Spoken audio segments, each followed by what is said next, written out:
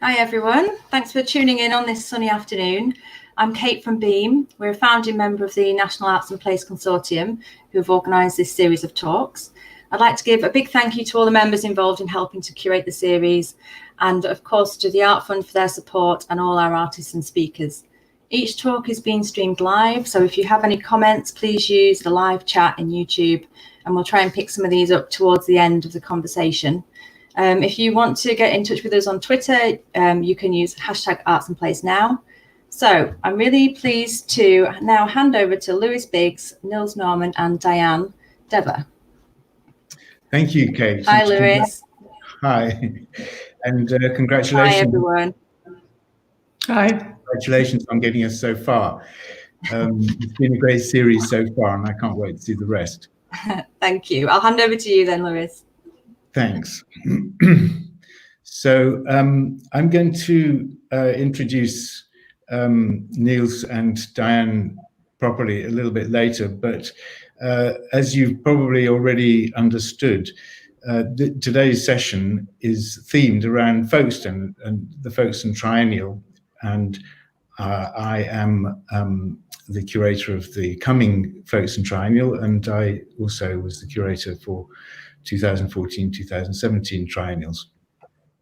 So I thought I should give a little bit of background about Folkestone and Folkestone Triennial, so that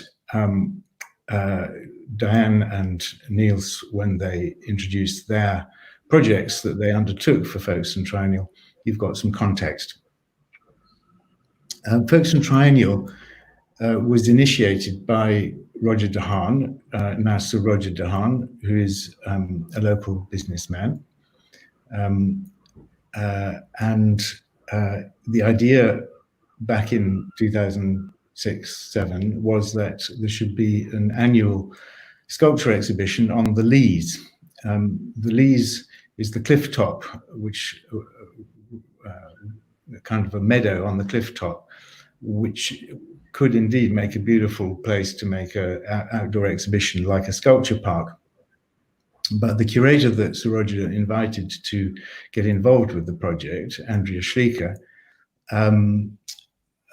was not so keen on that idea, and took Roger De Haan to see Sculpture Project Munster in 2007, and persuaded him by doing that that it would be more interesting in Folkestone to have a triennial and to try to commission new art for the triennial, exclusively new art, which would naturally or mostly be site-specific in some way, and that then Sir Roger would try to keep some of those artworks in Folkestone for the benefit of everybody all the time, a kind of outdoor exhibition, continuous outdoor exhibition.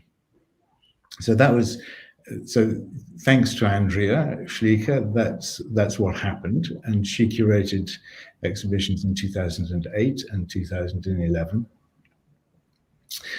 And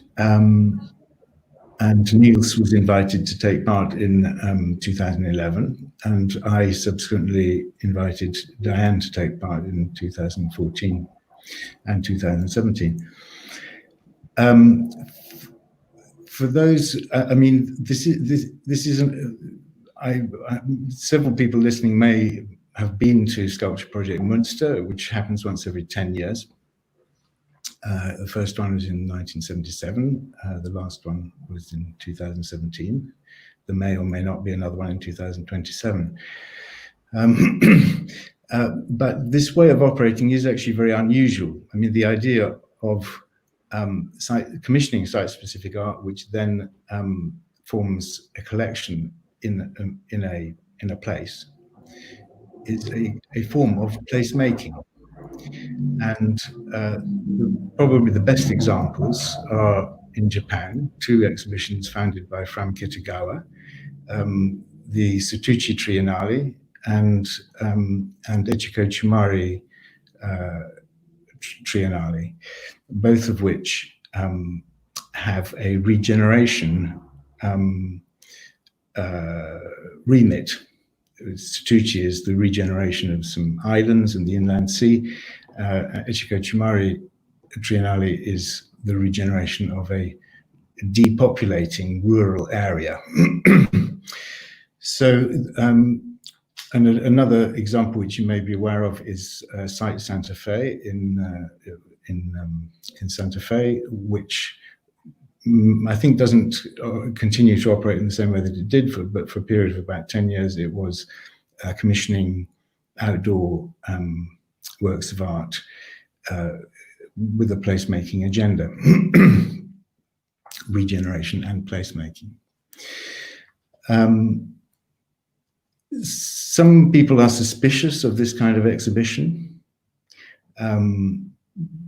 Those people should also remember that most museums and galleries, art museums and galleries, have been founded with the regeneration remit. So Whitechapel Art Gallery, for instance, wouldn't exist if somebody hadn't thought that it was an educational initiative in a slum area. Their National Gallery was a building development to clear the slums and build Trafalgar Square.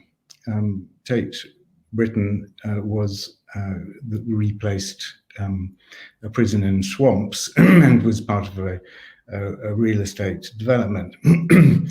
One can go on and on. Most, if not all, art museums, you think of Frank Gehry's museum in Bilbao or whatever, are regeneration and placemaking initiatives. That's why they are funded. So folks and triennial, it's surprising that more biennials and triennials around the world, in a sense, are not used in the way that museums and galleries have been used in order to regenerate towns and cities. So I should just say that Folks and Triennial is operated by, is organized by, funded by an organization called Creative Folkestone, which was founded by Sir Roger de Haan. And it's an arts organization with a placemaking remit. It runs 5 projects. The Triennial is one of those 5 projects. And the mission of Creative Folkestone is to make Folkestone a better place to live, work, and play for everyone who lives there. Okay, so that's the background to what Folkestone Triennial is, and I haven't said much about Folkestone. Folkestone is a coastal town. It suffered from the same problems as all coastal towns in this country. Declining economy. Folkestone was particularly badly damaged by the opening of the Channel Tunnel, which immediately stopped the ferries that used to run from Folkestone to Boulogne. And so there was a kind of low point for Folkestone around the turn of this century. I'm happy to say Folkestone's come back from that low point to quite a large extent, although still there is a great deal of work to be done.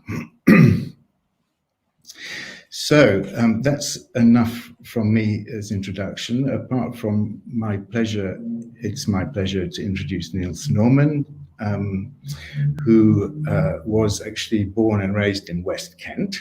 I discovered, and I hadn't known that before, but it's nice that Folkestone is also in Kent. Nils now lives in London and Amsterdam. He's exhibited in very many countries since graduating in 1989 from St. Martin's. And although he has exhibited projects in museums and galleries or in many countries around the world, I don't think that you will find his work in an art fair. He can correct me in a moment if I'm wrong. So he's not an artist as artist is defined by the market. His activity is he's played.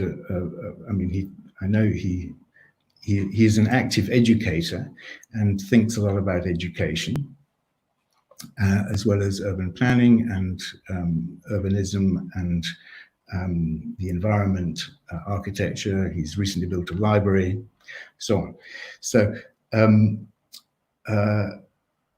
I'd like now to hand over to Nils by asking you about if to cast your mind back to 2007 or 8, and when Andrea Schleicher approached you to do something for Folkestone Triennial, which at that time presumably you'd never heard of because it hadn't existed.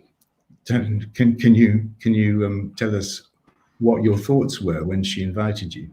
Yes, thanks Lewis, and thanks Beam for inviting me.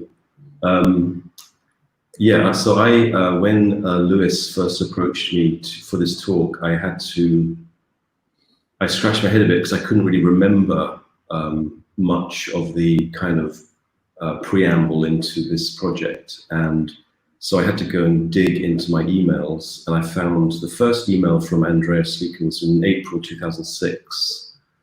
And she had invited me down, and other artists as well, to do a site visit to Folkestone, have a look around just to see what might be possible. And so I went down and had a look. I actually grew up in Bexhill. So I grew up in Bexhill-on-Sea, so I knew the coast very well, but I didn't know Folkestone at all, actually. I just knew up to maybe kind of Dungeness and then to Brighton, but I never really went further up that way up the coast. So that was interesting for me to go and look at another seaside town. And I had originally started thinking about making a small pavilion for teenagers to hang out in, because I know that in Folkestone there was quite a large rate of teenage pregnancies, which I think Tracy Emin reflected on in her project. But I was interested in that idea, and also I myself as a teenager hung out on promenade in Bexhill. And what was so amazing for me about the beach and the promenade was it was this completely unsurveilled space. It was a public space in really the true sense of the word, where you could do anything you really wanted there without really being told off.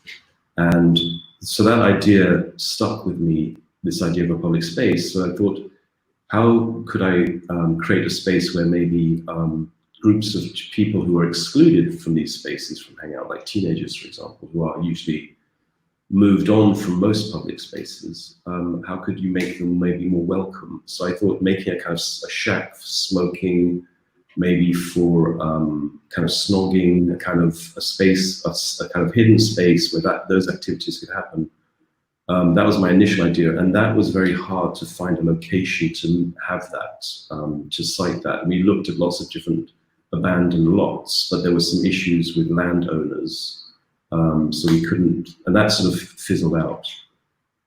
And then I was also interested in this idea of artists, which Lewis picked up a bit at the beginning, how artists are inscribed within processes of regeneration, and how seaside towns have really been trying to regenerate themselves since the 1930s, with this boom or this expansion in tourism. And you see modernism is used was used at that time as a kind of strategy to bring in new tourists into cities, into towns, into seaside towns. So for example, you have the big ocean liner building in Hastings called Marina Court, which is still there. It's a very beautiful building, slightly dilapidated, but it's this amazing big building that looks like an ocean liner. You have, of course, the Delaware Pavilion in Bexhill, which is where I used to hang out as a teenager. And also the Wellcoats Embassy Court in Brighton. And in Hastings, there are these little-known concrete interventions by Sidney Little, who was called the Concrete King. There's a very interesting car park, concrete car park that he designed. But what I'll do now is I'll share my screen, and I will show you a quick kind of presentation of how this project evolved.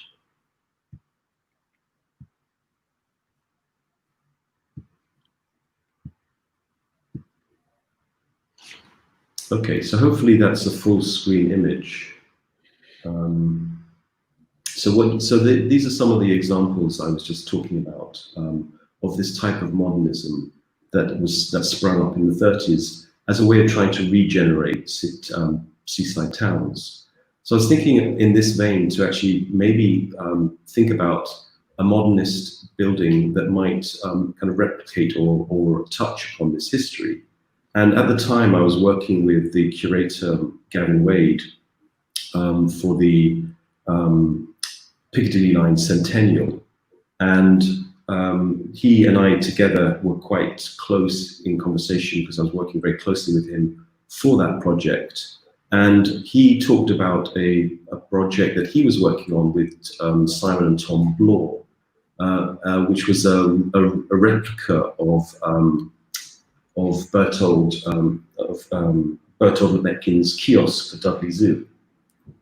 And that is a very pronounced modernist pavilion. So I thought that would be a great way of addressing this idea I had of having a pavilion on the Leas, but maybe not for teenagers, but maybe with a slightly different function. So I started to think about what happens on seafronts, and one of the things that came to mind was the kites and kite flying. And so I started to look into kites and designs of kites, and also looking at, from reading Charles Dickens, I found out that Mr. Dick in David Copperfield flew kites on the cliffs of Dover, which he had drawn and written on to send messages to try and express himself. And I thought that was actually a nice quote or reference to make with the kite flying, with the project of the kite kiosk in Folkestone. So this is, if you can see, there's a little reproduction of the original replica that Simon and Tom Bloor had made together with Gavin Wade of Bertold Lebetkin's kiosk. And we decided, so then I invited them, the three of them, sorry, to do the same project again together with me, to replicate the kiosk in another form on the Leas and have it as a kiosk where kites were sold, were given away for free. And we decided to write on the kites to give messages, a bit like Mr. Dick, to write messages on the kites about regeneration and to use kind of creative industry type critiques or regeneration critiques on the kites, so people could fly them above the kiosk and in parts of the Leas, to kind of send, maybe to create a kind of just a little a soft critique of what was happening at the time with the triennial. So that's basically what happened. We because of the budget, we wanted to do lots of different kites with lots of different messages on them. But because of the budget, we ended up with two different kites, with two statements on them. One is uneven development, the other one is hipsterization strategies. And then we also created a small pamphlet that was also given out for free at the kiosk. And these are just pages from the pamphlet, and there's a picture of Lebetkin on the beach with some kite flyers and some tourists with different texts and different quotes about regeneration strategies. And there you see some modernist iconic buildings being flown as kites in part of the book as well. Yeah, so that was pretty much it. And in the end, I still actually have a box of kites at home. We didn't get rid of all of them. But I do bump into people now and again who tell me they actually kept their kite and they have it at home, which I think is very sweet and is a nice is a nice souvenir for the project. So that's in a nutshell. That's kind of what we ended up doing. Great.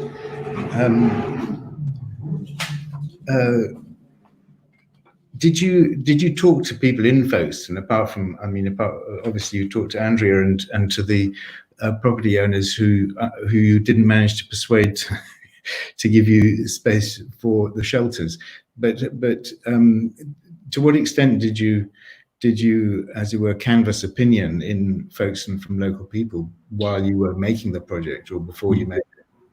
Yeah, and that's something that I do quite often in projects, and it's something that is quite integral to my practice and the way I work as an artist, where I develop workshops and work with different groups of people. But in this instance, we didn't do that, and I think I can't really remember why we didn't do that. There must have been a reason. Maybe because it was, maybe there wasn't enough time, or maybe, yes, I don't actually remember why that didn't happen, but I do usually work in that way, but not in this instance. I'm not sure why that was. And I don't remember why. Was that a disappointment to you? Sorry? Was that a disappointment to you? No, it actually made the project a lot easier.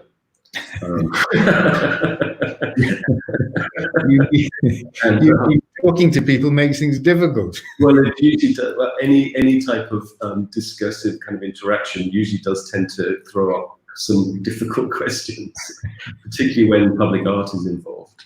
But I usually enjoy that type of discussion, and I think it's usually integral to what I do as an artist. But for some reason, that just didn't happen with this project. I think maybe also because it was on a certain part of the Lees where, I actually don't know why that didn't happen. I mean, it should have happened, but it didn't. I mean, kite flying is a great metaphor.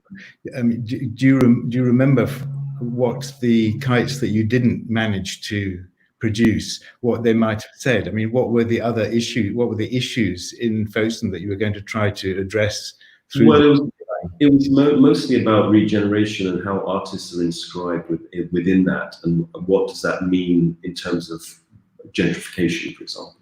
And it would be interesting to see if there is any statistical data about how the triennial is linked to gentrification. And some regeneration isn't always negative. It also has very positive and beneficial aspects to it. But I'm just wondering what the kind of levels of gentrification have occurred since the triennial, just to see how these types of events really do they transform an area? Do they regenerate areas? Or what is the effect of, what kind of effect do they have? I mean, that would be interesting to look into as if anyone's done any research into that. Well, as you know, it's very hard to make direct links between cultural activity and the economy, but it's a rule of thumb is that, you know, if Andrea Schleicher for her exhibitions was able to make use of empty shops in Folkestone, now become extremely difficult to find empty shops because there's a great premium on using shop space. I mean, I was talking about before COVID, but so that's one kind of loose measure of a certain degree of I shouldn't call it prosperity, but some returning economy to Folkestone at least. Yeah, that was a very interesting part of the project, which I had forgotten, where local artists were given shop spaces to develop projects in, and that was a kind of almost that was way before like pop-up spaces and so on. That was very much ahead of its time, and there was. Andrea had a very good assistant who lived in Folkestone, Nils Sullivan, who was very, very helpful in developing a lot of those projects, and also our project. Well, actually, Diane was also involved in that, but we'll come to that in a moment. I wanted to ask what happened next, as it were. First of all, how did you make this? Did local people make the kiosk itself, or did you make it in London and take it down to Folkestone, or what? No, it was very complicated and quite a tricky thing to make, and I think it was made to be deconstructed, but the people who made it wrong, so it had to be destroyed afterwards. We had actually explicitly asked to have it made so it could be disassembled and taken elsewhere, but they had made some mistakes, and so in the end we had to scrap the whole thing, which was really terrible. Actually, it was a real tragedy to have to do that. But it was I think it was made by a very specialized art fabricator who knew how to make these things very quickly. Yes. And in a stable way from drawings. So there was actually very little local connection actually at all, apart from the organizers and the people working on the project, who most of them were from Folkestone. And I think that link is also very important and shouldn't be dismissed, because I think that institutional link with the people that actually worked on the project is a very important element of this engagement. Yes. I don't think the engagement has to be directly with local people as a group, as a community. It could also, or if it's a club or whatever, it can also be the institution itself and the people that work in the institution that is just as important as working with people outside of it as well. Did your plan? How did the collaboration work? I mean, the four of you, or I mean, can you talk a bit about collaboration? Yeah, I think something you always do. Sorry, it's something you nearly always do. Yes, and it's something I enjoy doing. And working with Gavin, like I said, I was working already with Gavin on the Piccadilly Line Centenary, and we made lots of. I made a lot of posters for the Piccadilly Line, and there was one poster that stayed in every train carriage for about 10 years, I think, which they don't exist in. I think I saw one once, which is a kind of rogue poster still in one of the carriages, but most of them have been, or all of them have been removed. But that was up for a long time, and that was a nice part of working with Gavin, was this kind of durational aspect of the way he works, and then also so it was a very fruitful collaboration, and I think Gavin and I fell out during it, and I actually haven't spoken to him since. But but if you're out there, Gavin, give me an email. But the Bloors I've worked with, Tom and Simon I've worked with quite a lot in Cambridge, working on a big project in Cambridge, which has taken, again, about 8 years to develop. And so I've worked with them quite often on this Cambridge project. So it was a very good collaboration and very fruitful, and I really enjoyed it. We need to move on to Diane, sure. But one last question for you: what you mainly focused on at this moment, Nils? Well, I was invited by the Tate Britain to be part of the interventions that they're doing in the galleries there, and I was invited to do the room, to think about the room which relates to the period of the English Civil War, and to create an intervention there. But that, because of coronavirus, that's now been postponed till 2022, so possibly even cancelled. I'm not sure, but it's now happening in 2022. But we'll see how that works out. But otherwise, I'm working on a variety of different public art projects, and also teaching takes up most of my time, because it's something I really enjoy doing, and is very much part of the research and the work that I do as an artist. So I teach at the Rietveld Academy here in Amsterdam. Do you have, I mean, you must be asked this question often, so perhaps you can manage in 2 sentences to say what is the relationship between your pedagogy and your art practice? Well, I think all artists have a kind of pedagogical element to what they do in their work. So I think art and teaching is very much a very symbiotic and very important relationship, and for me, teaching is an integral part of being an artist. It's a very natural and very integrated thing that artists do, and it's something I try and foreground to students, that being an artist also means being a teacher.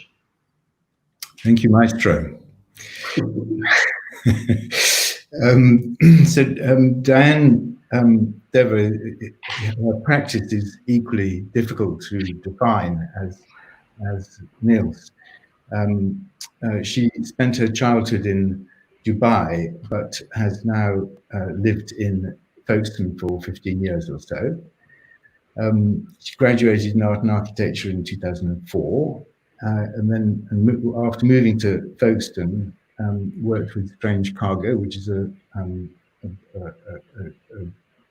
artist collaborative based here in Folkestone, before being a co-founder of Folkestone Fringe in 2008.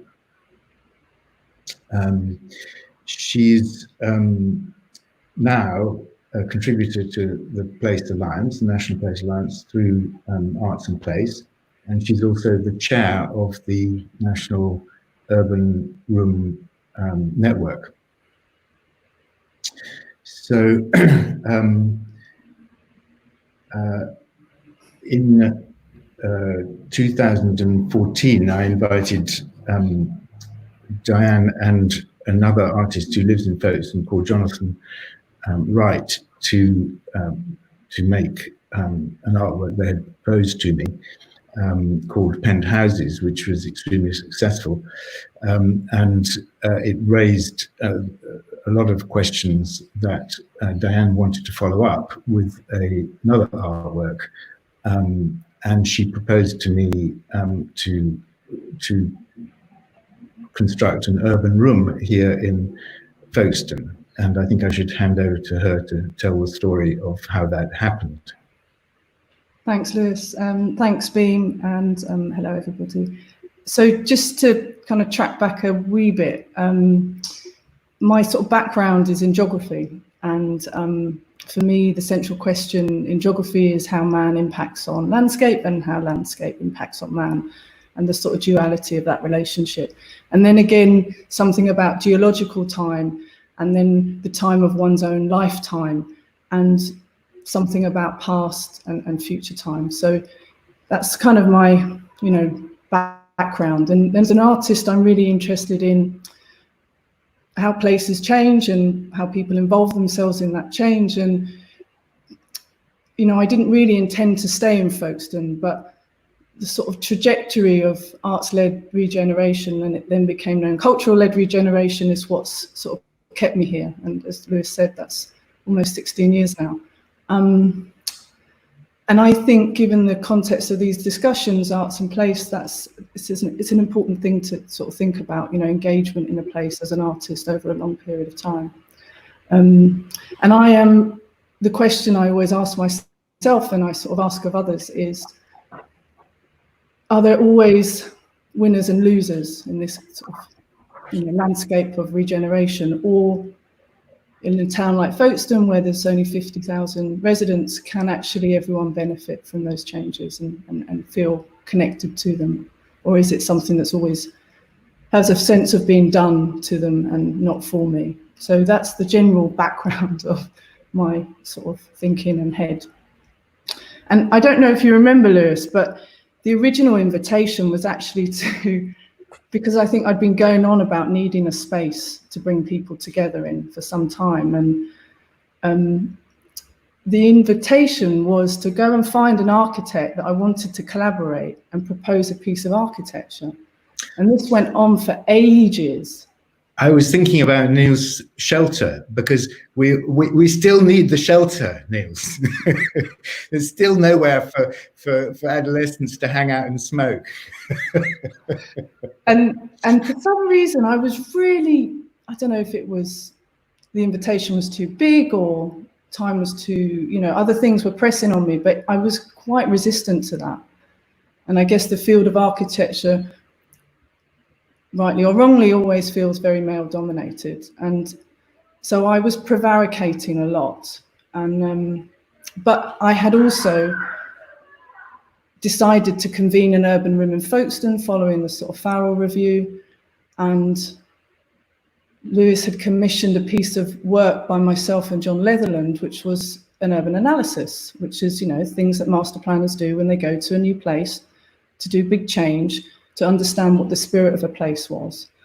And that your intention, Lewis, was to share that with artists as a sort of quick way for them to really understand the narrative of place and change in a town, where busy artists don't necessarily have the amount of time that they might need to really sort of engage in a place. So I'm just going to go through some slides and just talk about the urban room and how we got to it, or what happened to it. So this was the sort of definition. Every town and city should have an urban room, and it was about a place for people to come and understand and debate in the past, present, and future of a town. And I just really love that idea. And I think it was you actually, Lewis, that proposed, okay, why don't you do that? And at the same time, the kind of missing piece in the jigsaw was this space, which there'd been a decision probably about 2.5 months before the triennial for 2017 to actually restore this amazing building, which was at the entrance to the Harbour Arm and the Harbour Station. And it was this tiny slither that remained from the Customs House. And if you look at on the image on the left, you can see, you know, the grandness of the building and then the sort of state of decay of what was left. And so quite quickly, you know, the permission was given, and I proposed I'd work with the decorators, and the decorators are a multidisciplinary group of interior designers, landscape architects, and sociologists that you know, work together in London. And quite quickly we came up with elements that could you know, be used as furniture, and their remit or their interest is spatial design for conversation. And I felt at that time in Folkestone, and that was the impetus for the urban room anyway, was people really, things were changing fast. You know, the creative Folkestone, there was waiting lists for the studios and for shops. Confidence was high. The Harbour Arm had opened. We were on our third wave of in-migration of newcomers, and this sort of tension between what was here already and how fast things were starting to change, and people being able to come down and buy outright. There was the, you know, the sort of contributing factors of High Speed 1 and good schools, and all of this meant we were in a, you know, in a sort of at a rate of a pace of change. I mean, even one of the local brewers on the Harbour Arm had made this beer called DFL, and you know, that's down from London, and that word had not existed in the vocabulary of the people of Folkestone. It had in Deal for quite a few years, but not in Folkestone. And so in a way, the work was a response to what was happening here. And you can see here, I mean, the space was just incredible. The urban analysis was on the wall for people to come and familiarise themselves.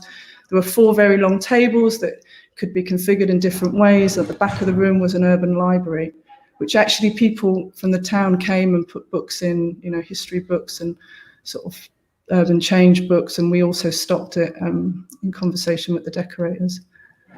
And of course, lots of events happened. All of these events came from people that lived here: poets, architects, writers, musicians, chefs. And there was an idea about, you know, mixing audiences and sort of the invitation, you know, what was the invitation, and how could people think about what they wanted the town to become, you know, as it was changing in front of them. And there were mobile elements that were outside, so we could come into the space of the car park, and of course the facade was absolutely amazing. And so that was then. Maybe, Liz, do you want to, is there anything I've missed there?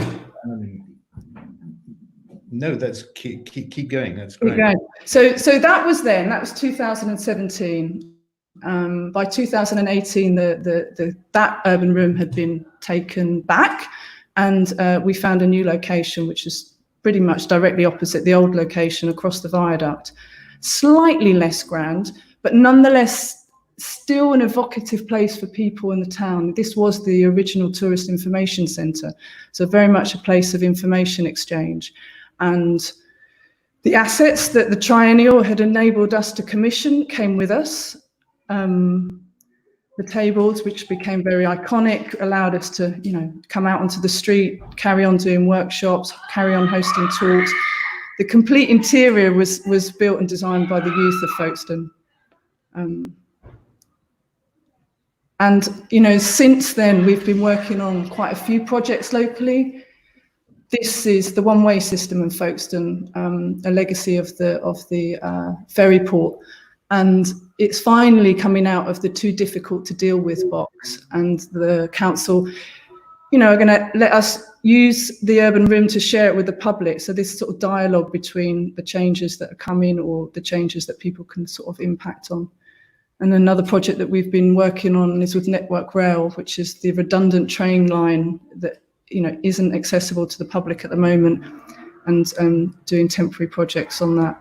And more recently, an invitation to start a series of introductory kind of activities and site, you know, activities that connect people to the site for the new town, which is a couple of miles outside Folkestone, which will be built up over the next 30 years.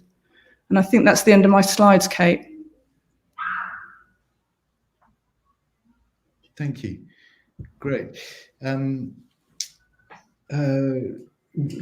One thing, the word compromise often comes up for people working in outside the gallery. You know, in the gallery is a controlled space.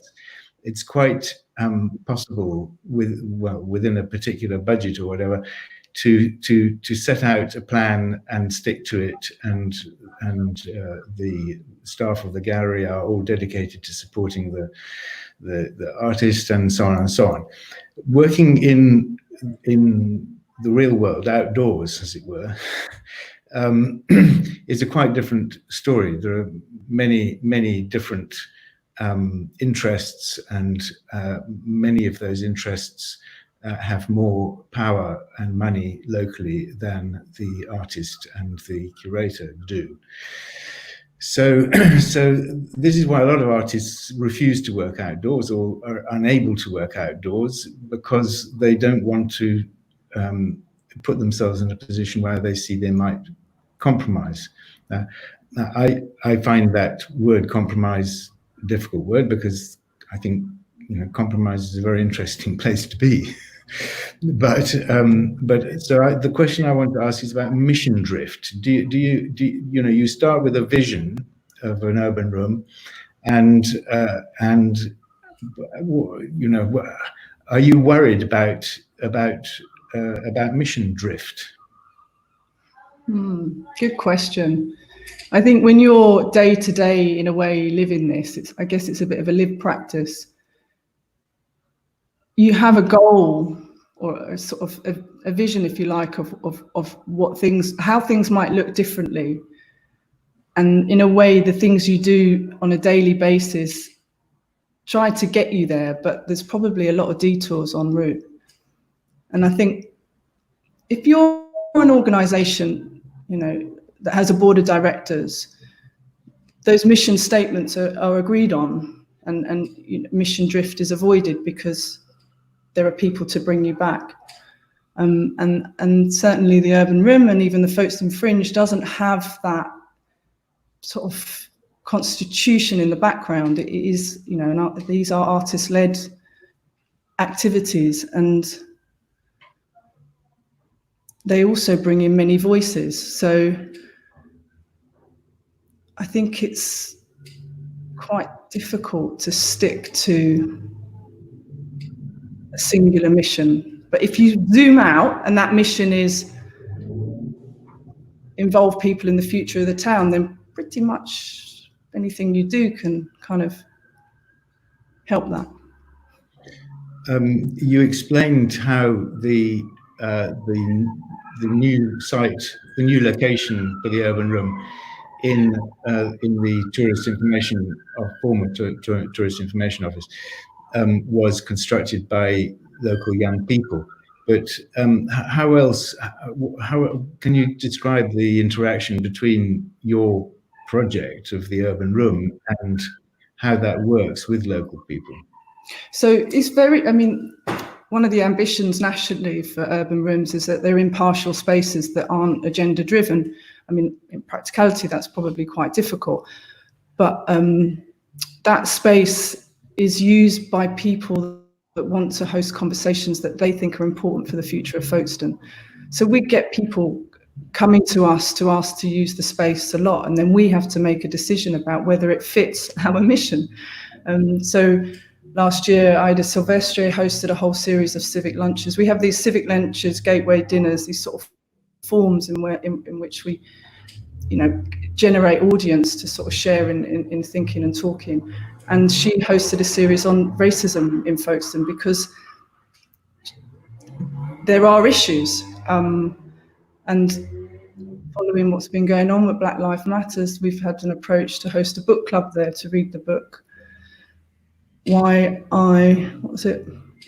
I've Stopped Talking to White People About Racism. So it comes in different ways, but it's very much seen as a place where you can do things that you wouldn't ordinarily be able to do elsewhere, because it's not council, it's not Creative Folkestone, it's not Folkestone Harbour Company, seafront development, it sort of sits somewhere else. Could you explain how it actually operates for the? Yeah, so the new space I co-host with my colleague, Dr.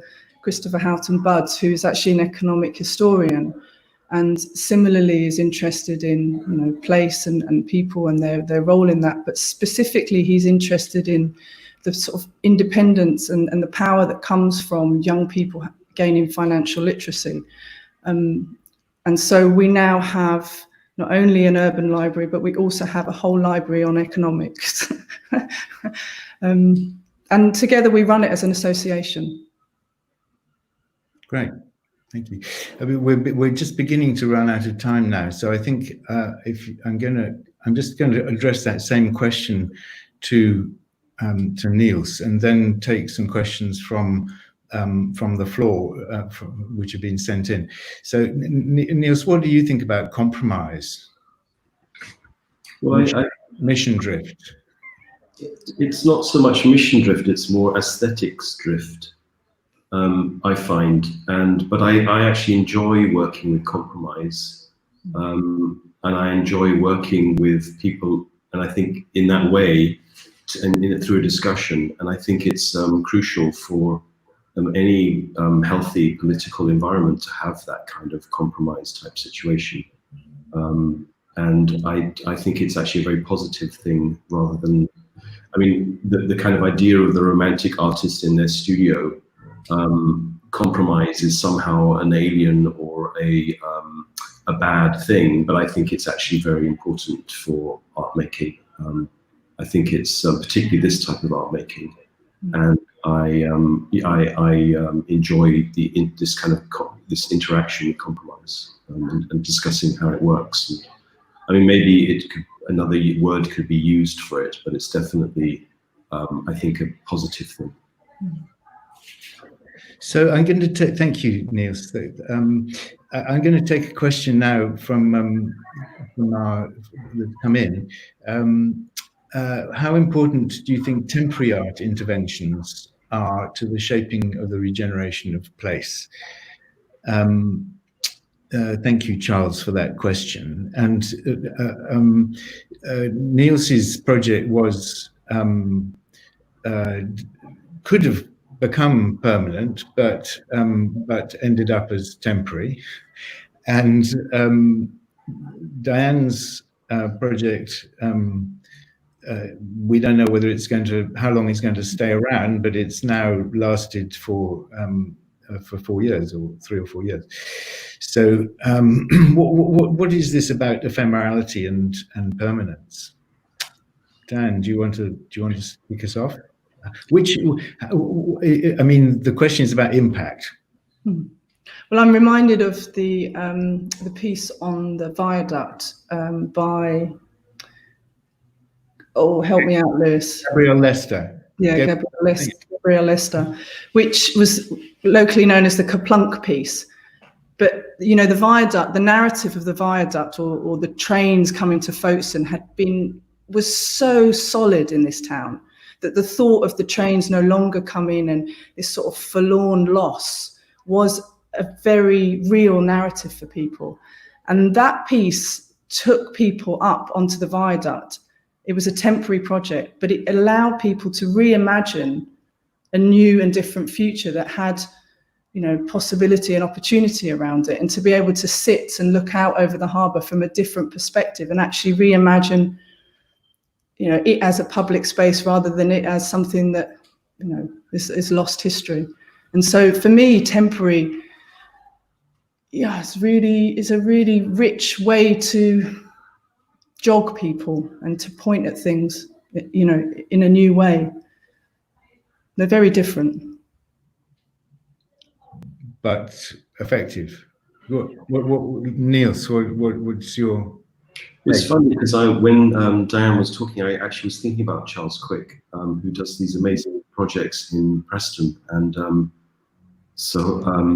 yes, it's. I think the temporary is really important, as Diane was saying, about kind of a, you know, just creating just a strange and different situation temporarily can really jog people's thinking into how space and places work.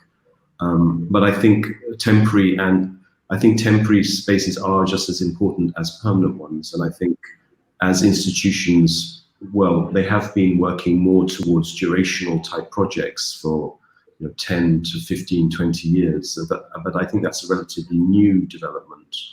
I don't know what that means now with coronavirus, but I think both can work together and be used in very powerful ways as tools for thinking about spaces, and thinking about how places can change. Yeah, and I'd add to that, you know, when you live somewhere, and particularly if you don't leave that place often or don't see very different things, you become slightly fixed in your, you know, perceptions. And so not only temporary, but people coming in from outside to make work is also, I think, a part of that, you know, the sort of the puzzle of opening up things from different perspectives that's useful, particularly here in Folkestone through the triennial. Great, thank you. I mean, I can't resist adding my own thought at that point. You know, everything is temporary in the end, so it's just a question of speed, relative speed. But I think the notion of monumentality or permanence is really a false seduction. I mean, of course, people who are investing a lot of money in something want to think that it's going to live forever, but none of us is going to live forever, and nor is any monument, as we've seen very recently how important it is to think of monuments as temporary things that can be reclaimed for different things and can be repurposed. So everything is temporary. It's just a question of how long it lasts. So I'm going to take another question now.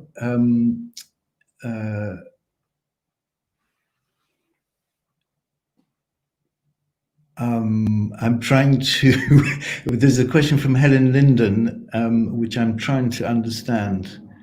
Helen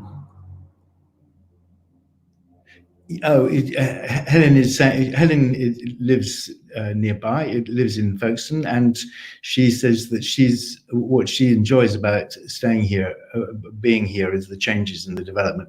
It's about the changes, the unimagined collaborations that come up. So it's not really a question.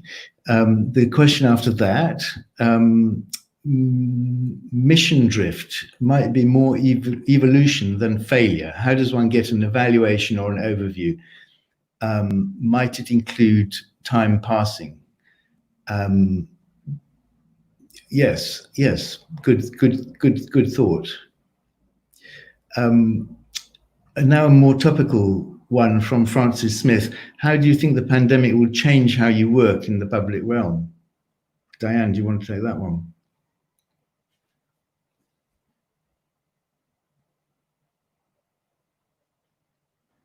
Diane, you're muted.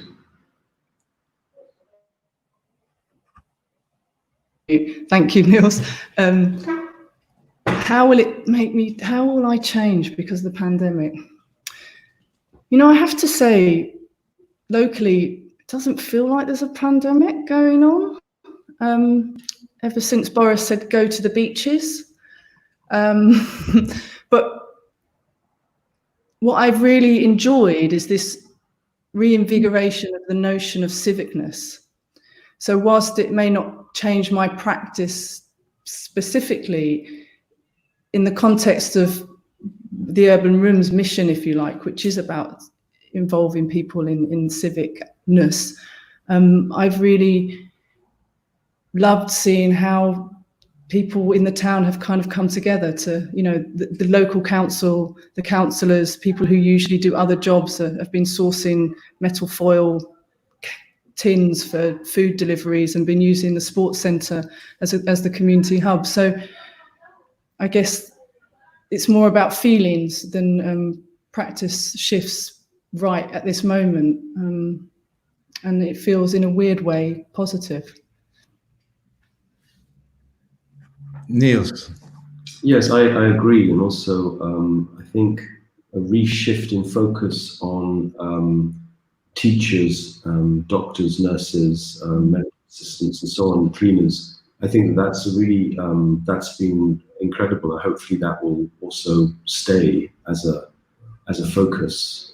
And how it changes public spaces, or how it, I work, for example, I'm not really sure yet, but I have been looking and researching how workspaces might change. And I think that's really fascinating, how people work and meet and how that might change in terms of the way they're designed.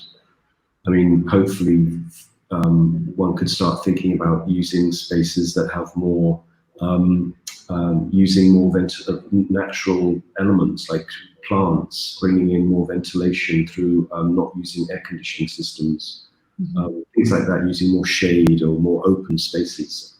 All those things I think could be really interesting things to bring into projects as ideas when thinking about changing cities.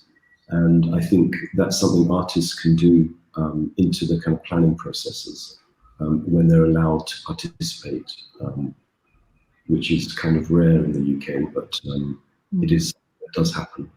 But I think that all those things are very positive things and things that I would definitely bring to the table and have been doing in the past, but it seems much more important and more pressing now, urgent than before. So I just wanted to go back to Judith Anketel's question, which has been responded to by Maureen Jordan, to do with evaluation of how do you evaluate a project that continues to develop or evolve, or with including its mission drift. And Maureen helpfully reminds us that there was a comprehensive evaluation of the impact on the city region of Liverpool's 2008 European Capital of Culture. Nils, have you been involved with European Capitals of Culture? I was part of the Liverpool Biennial, but I'm not sure if that was European Capital of Culture. I don't think it was, but no, I think I have had that much experience with capitals of culture. And Diane? No, peripherally through a European platform, a Creative Europe project at the moment called Magic Carpets, which through the Folkestone Fringe is receiving and sending artists, working with local curators and local artists to work with communities, quite a complex three-layered sort of mission there, vision, shall I say. And there is CONUS, so they're going to be the capital of culture in, I think, is it 2020? 22, yes. So that project will play a role in the city's presentation of work. But I think, capital of cultures, city of cultures are again really interesting tools for regeneration, and who gets invited into, the conversations or the parties, or, I mean, I don't literally mean parties, but that also, as Coventry, we have colleagues in Coventry and that's developing now. Obviously COVID is changing things for them, but the city, the capital of culture, when it was in Hull, they really do again shift things, and it's moments of cities coming together and reimagining themselves. But there are also quite systematic in how teams come in and deliver that work. So it's 5 o'clock now, and I think I'm just looking to see if there's any more questions coming in.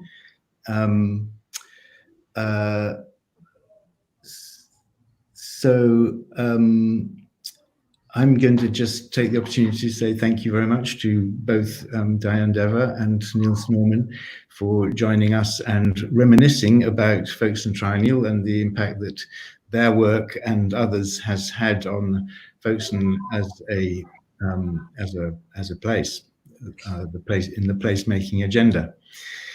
Thank you very much, and thank you again to Beam for coordinating all of these fine events. And I look forward to the next coming up in the series next Thursday. Over to you, Kate.